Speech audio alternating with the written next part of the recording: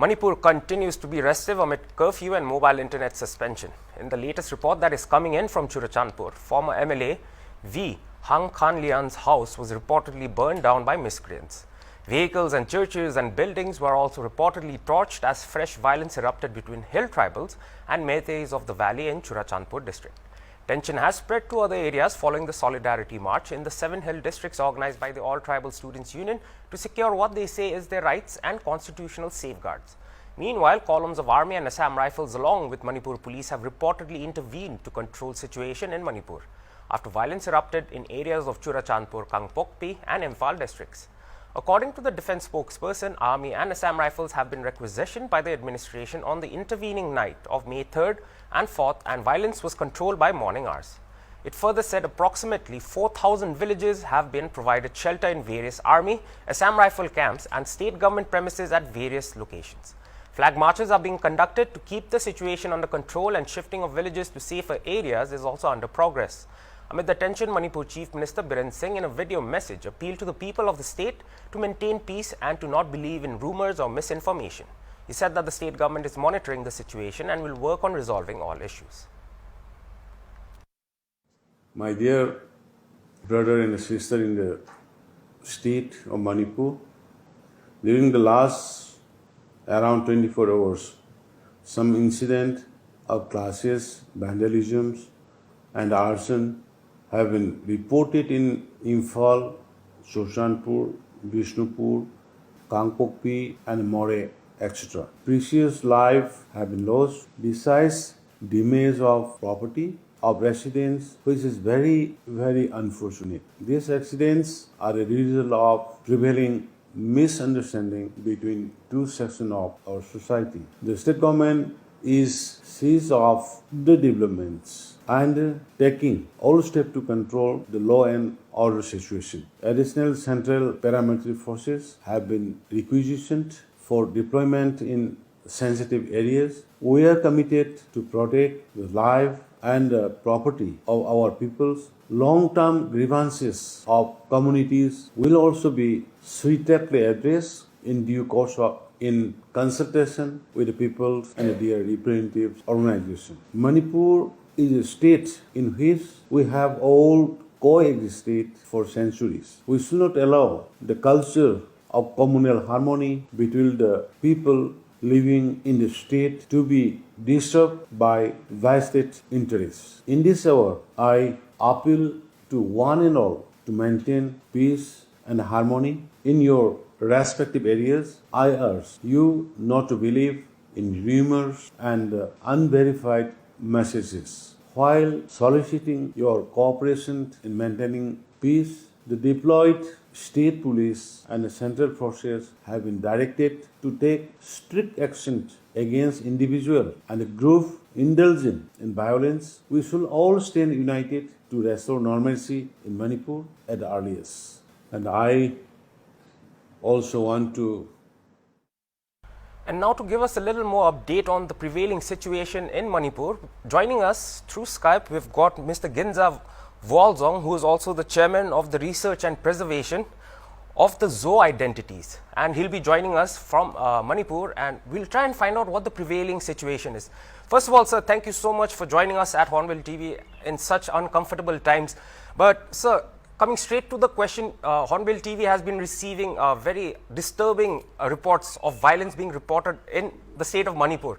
And till now, we are hearing that the situation is pretty tense. So, sir, what is the present ground situation like in Manipur at the moment, and what are the updates that you're receiving? And also, we've been receiving reports of how people have lost their lives in this ensuing violence. So, how far is this true, sir?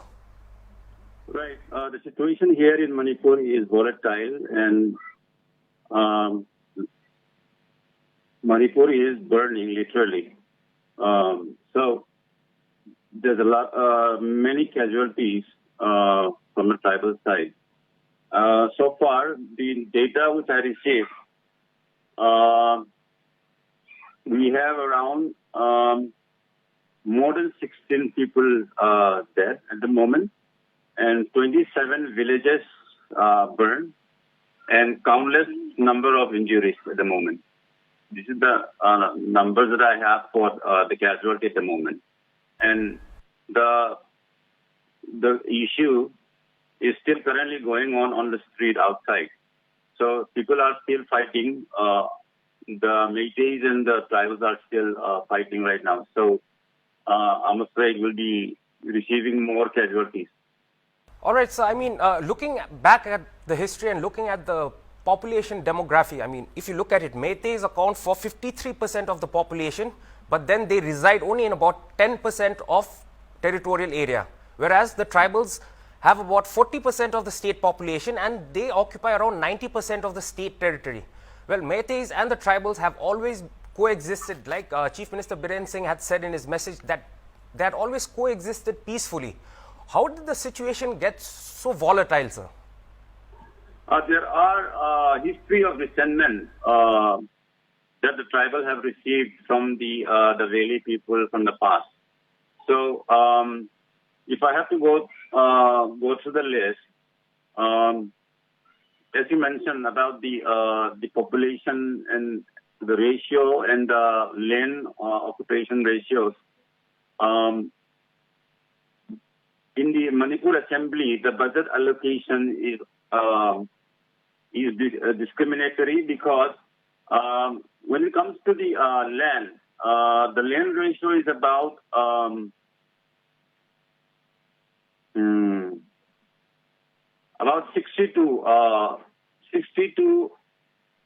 about 70 to 30 is the ratio of the land, and in terms of the population, it is around 60 to 40.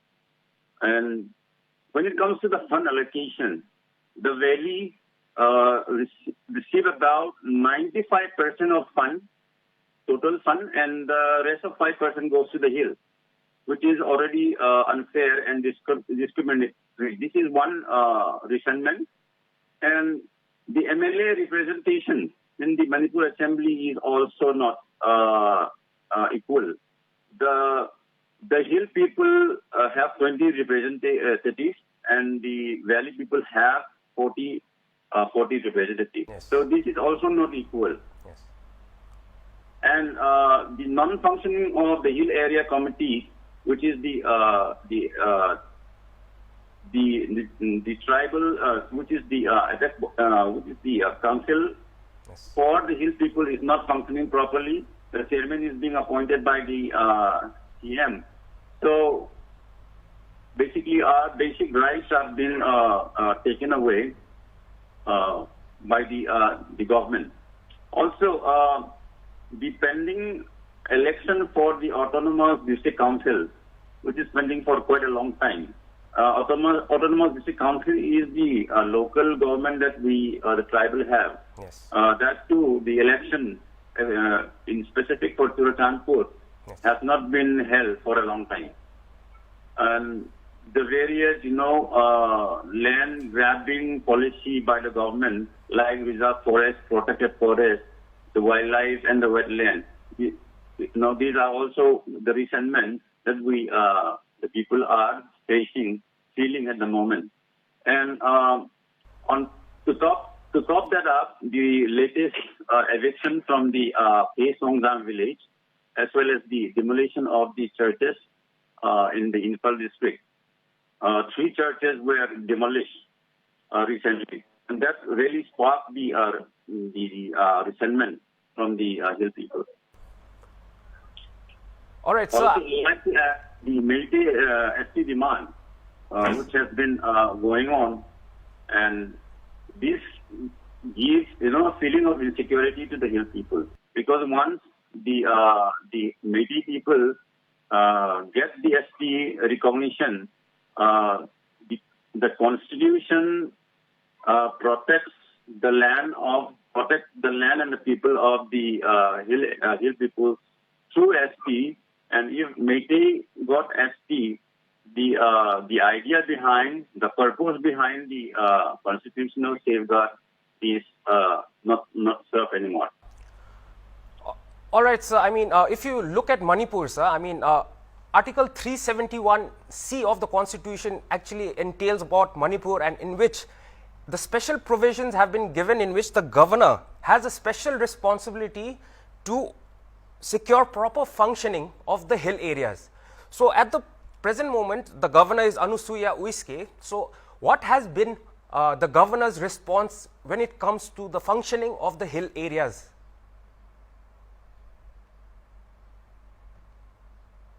One see, it seems to be just in the constitution. It actually is not being renewed in the reality. So I do not know or hear the comments from the governor, but for a long time, the governor is not looking or taking into account this Article 371 for a long time. I don't remember the governor is taking interest with this. All right. So there are unfortunate news coming up that we are getting reports allegedly about 18 churches have been burned down of the tribal people.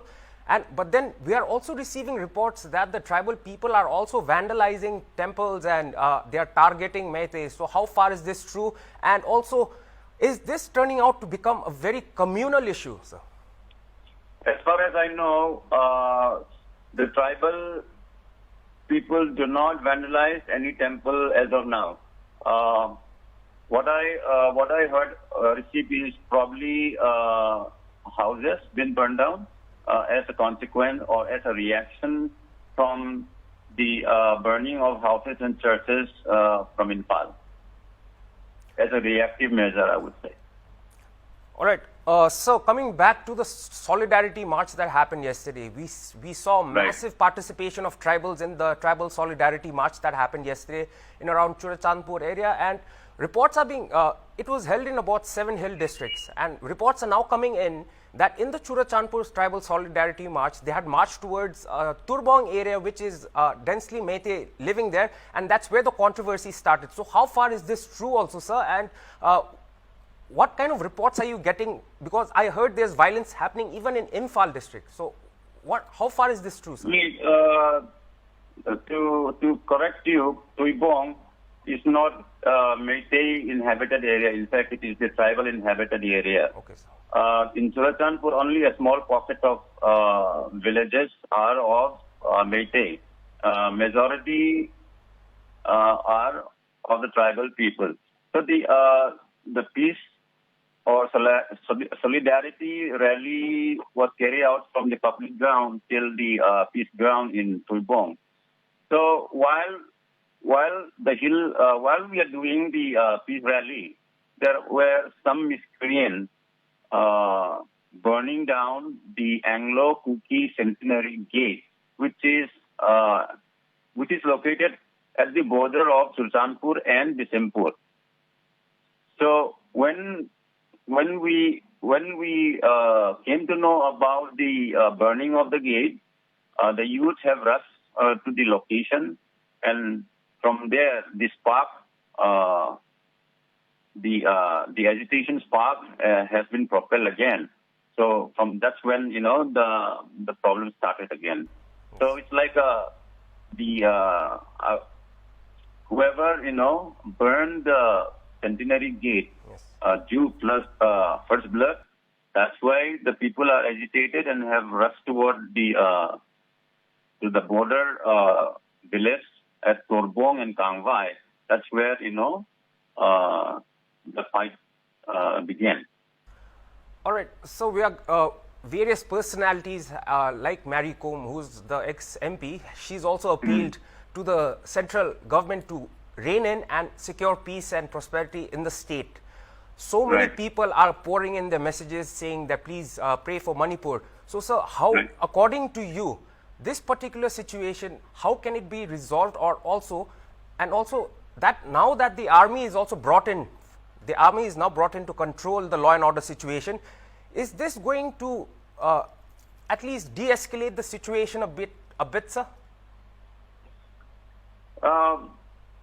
If I get it correctly, you were asking me how this issue can be controlled. Yes. So, first of all, the government led by Chief Minister N. Biren Singh should ask or requested the Meitei people to refrain from any kind of activity or force.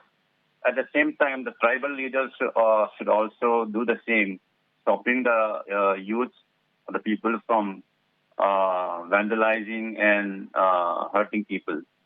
So the restraint should come from both the communities, either both Meitei and the tribal side. So the initiative has to be taken from both sides. And N. Biren Singh, being the Chief Minister of Manipur and the head of the state, should take the first initiative for the peace. All right. So for the past 5 years, Manipur has been, we've got Prime Minister Narendra Modi, Union Minister Amit Shah coming into the state, campaigning for the Bharatiya Janata Party and calling Manipur a peaceful state, stating that when there was the Congress government, it was a state of bunds, it was a state of calling for strikes, but now the situation changed. Also, in Manipur itself, there may be so many tribal people or the valley people who do not want this kind of violence. So how unfortunate is this particular situation, and do you think this is a dark spot for the history of Manipur, sir? Right. It's a dark blot in the history of Manipur, I would say. This could have been contained from the beginning. However, the Chief Minister of Manipur is, correct me if I may say so, has been harboring this kind of communalism in his speech, in his social media posts, calling people foreigners or refugee or poppy cultivators. All these, terms which is very derogatory for the hill people, calling us foreigner and to go back and all, and introducing many government policy which would hurt the feeling of the hill people. So this could have been contained from the beginning, but it seems the resentment keeps growing inside the people's mind. All right, so earlier you had mentioned about the proportion of the MLAs. So you've got 40 MLAs from the valley, you've got 20 MLAs from the hills. Now, basically, this looks like a battle between the valley and the hills. Now, when it comes to the legislators present there, sir, what is the stand of the 20 MLAs of the hills, and also what is the stand of the 40 MLAs of the valley? And are the MLAs doing anything to try and maintain peace and bring back the prosperity and peace that was prevailing in Manipur a few years back? What are the steps being taken by your leaders, the elected leaders who have been elected by the valley people and also the hill people, sir? I do not have a communication with them due to the issue here. I could not contact them. But as far as I know, the Hill Area Committee have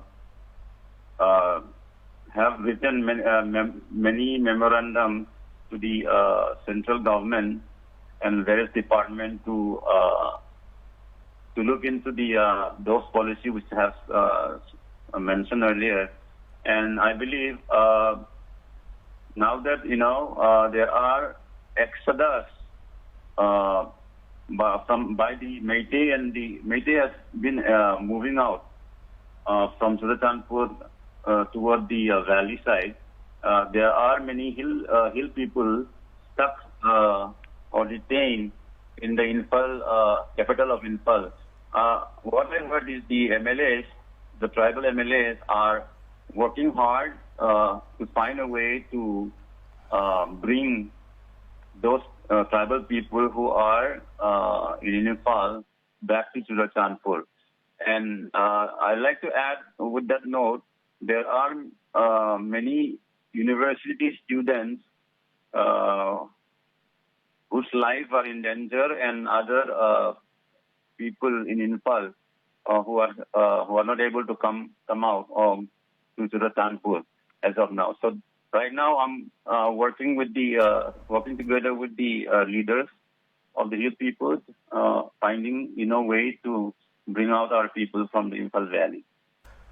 All right, so in conclusion, sir, I don't know whether you would agree with me, but walking on the middle part, I mean, if you look at it in the Tribal Solidarity March, there have been allegations that the tribal people, even though it was a peaceful rally, they were carrying automatic weapons. And on the other side, again, in the other side of the story, again, they are blaming that the valley people have resulted in violence, especially attacking the hill people living in the Meitei areas. So don't you think that both these parties are to blame for the violence that is happening in Manipur at the moment, sir? I was part of the peace rally. Okay, sir. And the armed forces, the police were all standing beside the road. I am sure they would not see any automatic rifle carried by the people. That's a bold allegation, I would say. And yeah, from our side, that's a false allegation. I don't know about the other side. All right, sir. Thank you so much for speaking to us at Hornbill TV. We hope that peace prevails in Manipur at the earliest, and we hope that normal life can return. And we hope you stay safe, sir. Thank you so much. Thank you so much. Thank you. So that was Mr. Ginza, who's also the chairman of the Research and Preservation of the Zo Identity. Well, he just explained the current reality of what's happening in Manipur, and also he explained as to what the grievances are from the tribal side and what the grievances are from the valley side too. Well, he has alleged that there is a stepmotherly treatment to the hillside.